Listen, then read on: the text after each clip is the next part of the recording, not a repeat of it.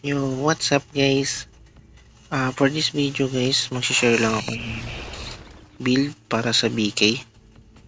Maganda siya guys, pang castle sales at saka yung mga pang PvP. So, magre-reset lang ako guys.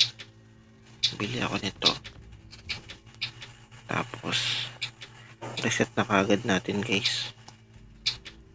Ito siya guys. Reflect type lang to siya guys. Yan.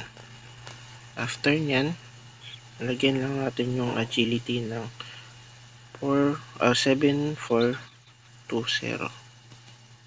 Yan. Tapos guys, rekta na natin yan sa stamina. So, yun lang guys. Tank build. Thank you for